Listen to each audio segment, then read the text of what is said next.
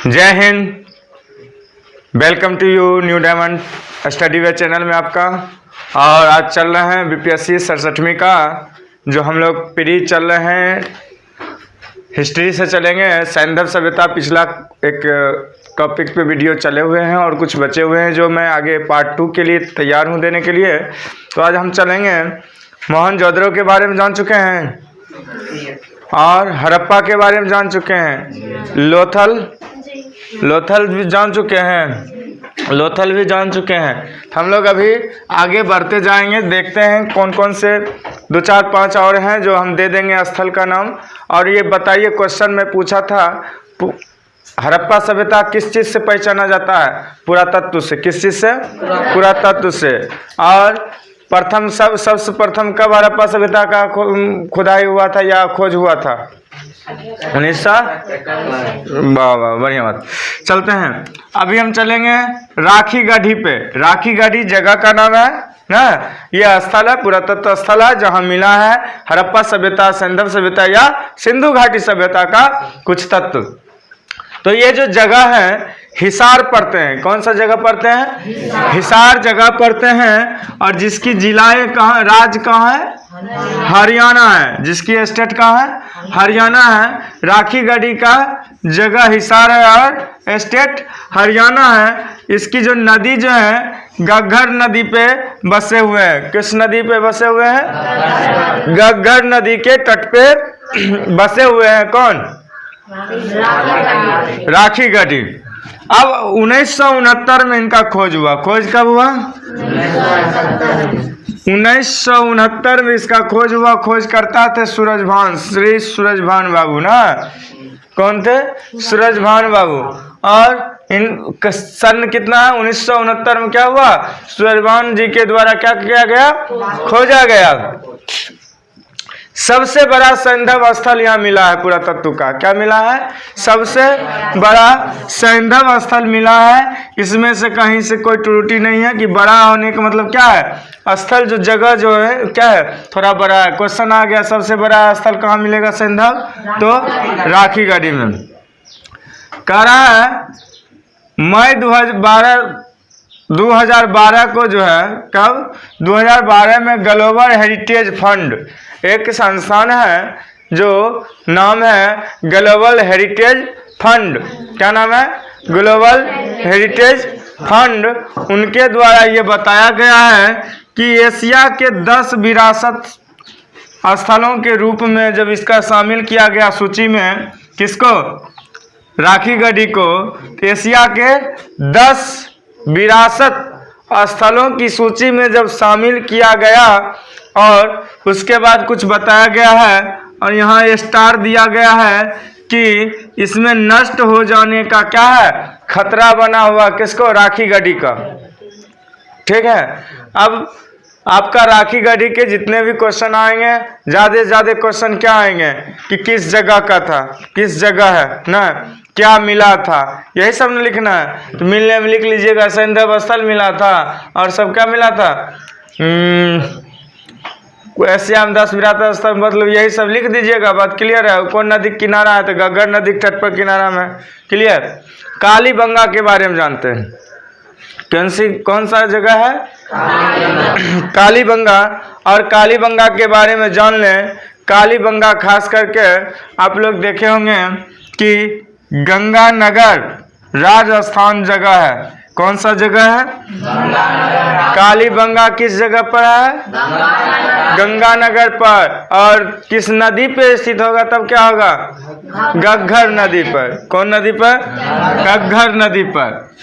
अब देखिए, और इसका सन 1951 में खोज हुआ। कब हुआ? सन 1951 में इसका खोज हुआ। और जगह तो पता हो गया ना, गंगानगर राजस्थान। और खोजकर्ता का नाम क्या था? अमलानंद घोष। क्या नाम था? अमलानंद घोष।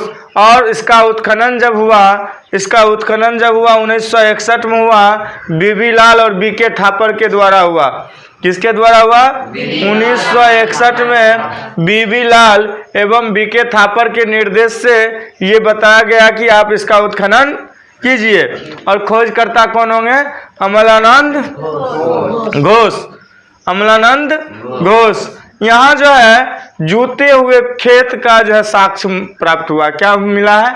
जूते हुए, मतलब खेत है वो तो जो होता है जुताई होता है ना, तो वहाँ कुछ साक्ष्य मिला है उस ढंग से, आरी तिरछी तरह से जूते हुए खेत का साक्ष्य मिला है। कहाँ? कालीबंगा में। और साथ साथ क्या मिला है कि कच्ची ईंटों का भवन मिला है। क्या मिला है? कच्ची ईंटों का भवन मिला है। और कच्ची ईंटों का बहुत सारी बातें मिले, चूड़ियाँ भी मिले हैं। क्या मिले हैं? चूड़ियाँ भी मिले हैं, चकला बेलना जो कहते हो ना, कपड़ा, सूती वाला कपड़ा, ये सब भी मिले हैं। भवन और अलंकृत ईंट भी मिले हैं, मतलब गाढ़ा हुआ ईंट। और साथ साथ इसका जो दाह संस्कार की जो बात होती है ना, समाधि 3 प्रकार की इनको मिले हैं। कहाँ पे? कालीबंगा में समाधि की प्रकार कितने मिले हैं? 3 प्रकार। एक पूर्ण समाधिकरण, मतलब पूर्ण रूपेण, और दूसरा है आंशिक, मतलब छोटा, समझ रहे हैं ना, थोड़ा बहुत। और एक है दाह संस्कार। दाह संस्कार मतलब क्या? शमशान घाट। और अगर जो कब्रिस्तान कहेंगे तब क्या कहेंगे? जो आप कब्र की बात करिएगा ना, तो यहाँ ये मिले हैं। साथ साथ यहाँ क्या मिला है? कुछ अग्नि वेदिकाएं मिले हैं, आयताकार। कैसा मिले हैं? आयताकार अग्नि वेदिकाएं मिले हैं, जिससे ये लग रहा है कि कुंड, कहीं आप देखते होंगे, आप लोग जग उग करते हैं तो चबूतरा बना के बीच में एक कुंड बनाते ना, तो उसी तरह आयताकार बनाया हुआ क्या था? एक अग्नि कुंड मिला है, वेदिकाएं वेदों के लिए। यहाँ चूड़ियाँ मिला है, सिलबट्टा मिला है, मनके मिले हैं, और कुछ कुछ मिले हैं ना। चलते हैं, हम लोग अभी किस किस पर आ चुके हैं? कालीबंगा, राखी गढ़ी। अब आएंगे बनावली। किस पर आए हैं? बनावली पे अब चलते हैं। तो बनावली क्या बता रहा है? आपको दिख रहा है ना? बनावली ये बता रहा है कि हम फतेहाबाद में हैं। कहाँ है? फतेहाबाद में। ये जिला हुआ और स्टेट कौन हुआ जी? हरियाणा। हरियाणा का किसको खूब बढ़िया से पहचानते तू लोग? अरे नहीं, कुछ तो सपना चौधरी को तो पहचानते होगा डांसर का। तो एक बार सपना चौधरी की जय लगा दो।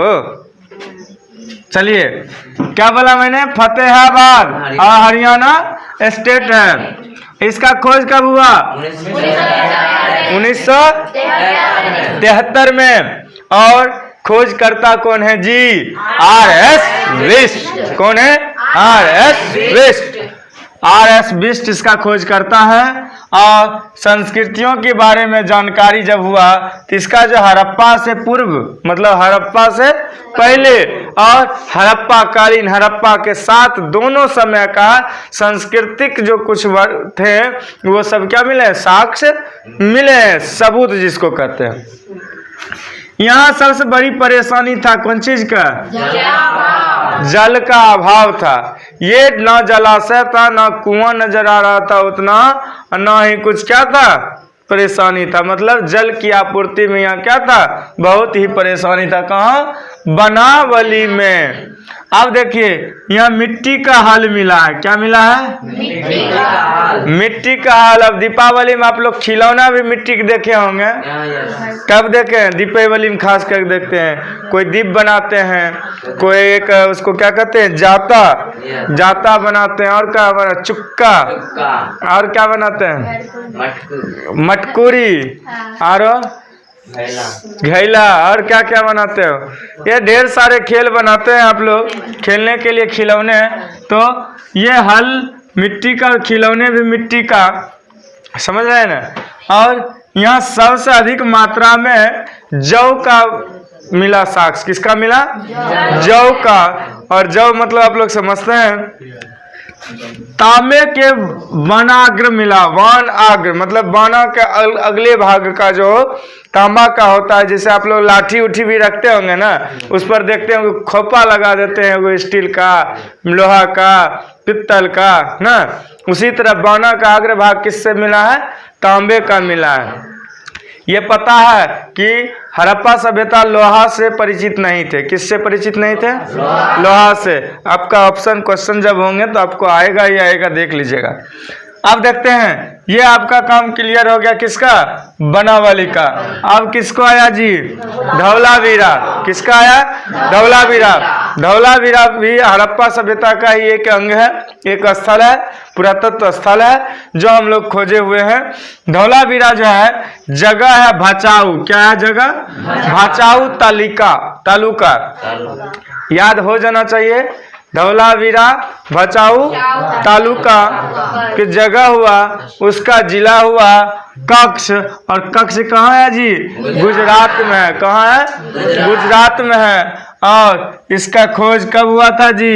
1967 में खोजने वाले थे जयप्रकाश जोशी, जेपी जोशी। क्या होंगे? जेपी जोशी।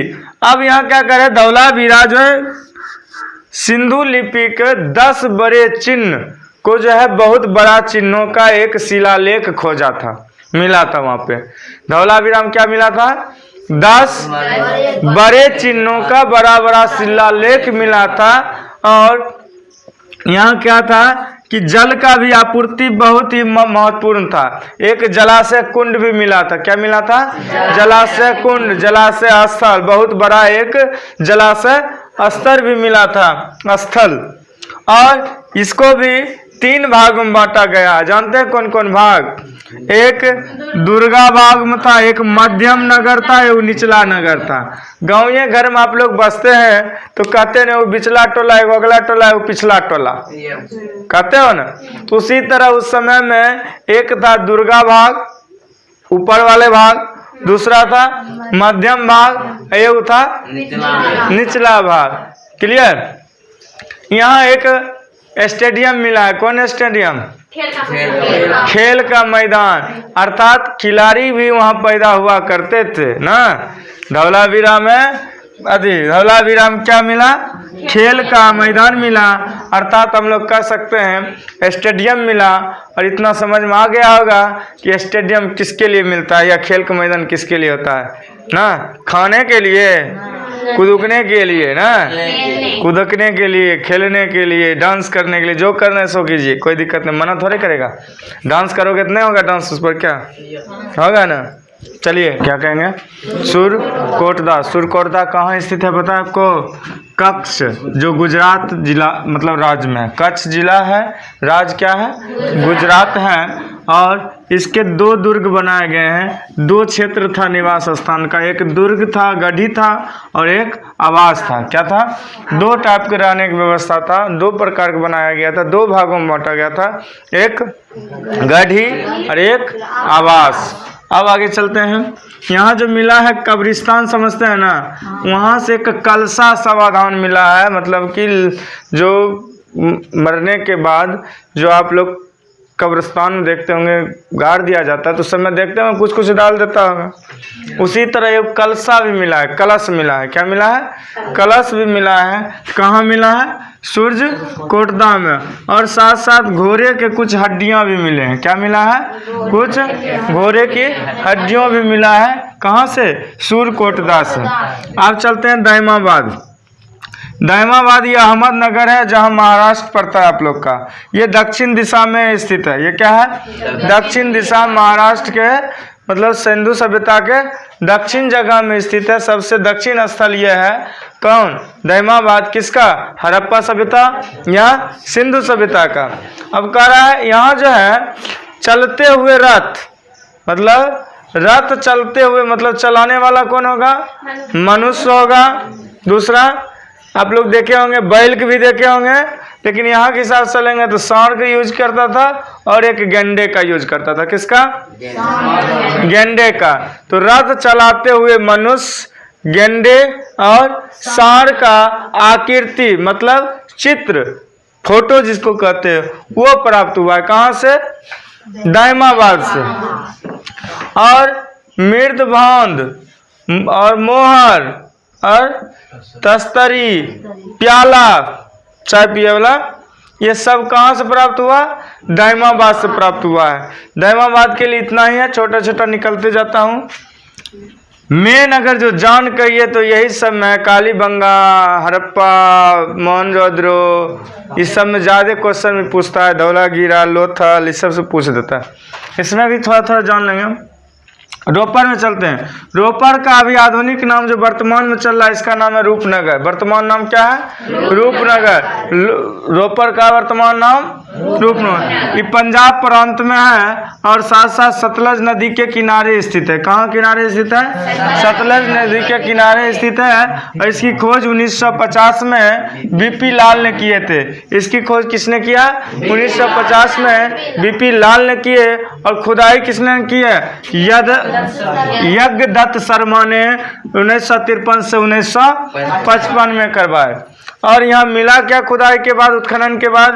मृदबांध मिला, सेलखरी की मोहर मिला, चट के बटखरे मिले, चूड़ा मिला, बरनागर मिला, कुल्हाड़ी मिला और मनुष्य के साथ कुत्ता को भी दफनाए गए कुछ साक्ष्य मिला हमको।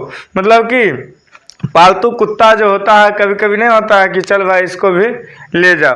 हो सकता है वजह दो हो सकता है, या कोई घटना के कारण दोनों एक साथ मरे होंगे, या ये भी हो सकते होंगे कि रीति रिवाज भी हो सकता है कि जो पालतू कुत्ता होगा मालिक मर गया तो उसको भी दफना दो।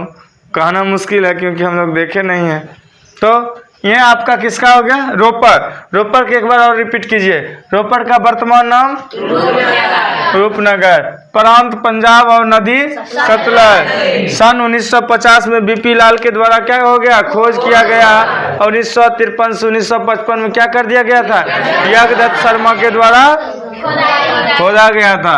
मृदबांध, सेलखरी की मुहर, ये सब क्या हुआ? वहाँ हमें साक्ष्य मिला है। चट के बटखरे और छुरा, बनागर बाग और ये सब कुल्हाड़ी, सब हमें क्या मिला है? प्राप्त हुआ है। मनुष्य के साथ कुत्तों का भी क्या मिला है? अस्थियां हमारे पास में वहाँ मिला है। कहाँ? रोपर में। याद रहेंगे? चलिए शॉर्ट में चलते हैं। यहाँ चलते हैं। रंगपुर। रंगपुर सौराष्ट्र के गुजरात में है। गुजरात के सौराष्ट्र में स्थित है। कहाँ? गुजरात के सौराष्ट्र में। यहाँ का 3 बातें दिया है। प्राक सब हड़प्पा कालीन तीनों संस्कृति का साक्ष्य मिलता है। प्राक हड़प्पा, समझ रहे हैं ना? हड़प्पा सभ्यता, हड़प्पा समकालीन सभ्यता, दोनों तीनों का बात मिलता, मतलब साक्ष्य मिलता है। यहाँ चावल जो बाजरा की खेती अच्छी तरह से होते थे। किसकी होते थे? क्यों होते थे? क्योंकि वहाँ साक्ष्य मिला। ये लग रहा है कि हो सकते हैं कि चावल जो बाजरा की खेती वहाँ होते थे, तब ना साक्ष्य मिला। चलते हैं शॉर्ट में चलते हैं। आलमगीरपुर यह जगह का नाम है और मेरठ में है। मेरठ कहाँ है? उत्तर प्रदेश में। नदी यहाँ लिखा हुआ हिंडन नदी के किनारे, हिंडन नदी के तट पर ये बसे हुए हैं। यहाँ जो प्राप्त हुआ 2 चीज, मृदबांध एवं मनके और कुछ बर्तनों मिला। कैसा मिला? त्रिभुजाकार मिला, मोर का और गिलहरी की आकृतियों वाला मिला। कैसा मिला? त्रिभुजाकार मिला, मोर का मिला और गिलहरियों के आकार का मिला। ये समझ लो उत्तर प्रदेश जाओगे तो बहुत मयूर नजर भी आते हैं। बिहार से ज़्यादा मयूर वहाँ नजर आते हैं। अब हुलास जगह का नाम है जो सहारनपुर यूपी में है। कहाँ है? सहारनपुर यूपी में है। और यहाँ जो मिला है कांचली मिट्टी के मनके मिले हैं, साथ साथ चूड़ियाँ मिली है, खनकती चूड़ियाँ ना। खिलौने मिले हैं, गाड़ी वाला खिलौना नहीं देखे हैं, वो मिले हैं। और साथ साथ सैंधव लिपि युक्त एक ठप्पा भी मिला है। समझ रहे हैं ना? तो ये मिला है। और यहाँ अब आए देसलपुर में। क्या मिले? देसलपुर। यहाँ एक रक्षा प्राचीर मिला है। रक्षा का प्राचीर मिला है। और कहाँ पे? सुतका गेंडोर में चलेंगे जो बालूचिस्तान में है और दासक या दस्त नदी के किनारे स्थित है। दास्त या दस्त नदी के किनारे स्थित है। कौन? सुतका गेंडोर। और यह 1927 में खोज हुआ है। खोजने वाले थे ऑरल एस्टीन। और इसका जो दुर्ग जो है प्राकृतिक चट्टान के ऊपर स्थित है। कहाँ स्थित है? प्राकृतिक चट्टान के ऊपर स्थित है इसका दुर्ग। और यहाँ प्राप्त जो हुआ है हमारे पास, जो उत्खनन के बाद जो प्राप्त हुआ है, क्या क्या प्राप्त हुआ पता है? मृदबांध, ताम्र निर्मित बनाग्र, मतलब तामा से बना हुआ बनाग्र, ठीक, तांबे के बना हुआ ब्लेड का टुकड़ा, और टिकिनो ठीकरे, और मिट्टी की चूड़ियाँ, ये सब मिले हैं कहाँ? सुटका गेंडोर से। कहाँ मिला है? सुटका गेंडोर से। अब चलेंगे सुटका गेंडोर के बाद है सुटका को। यह जो है सुटका केंडोरे के पूरा विस्तृत है। कहाँ है स्थित? सुटका केंडोर के पूरा विस्तृत है, और ये बलूचिस्तान के दक्षिण ओर स्थित है। किधर स्थित है?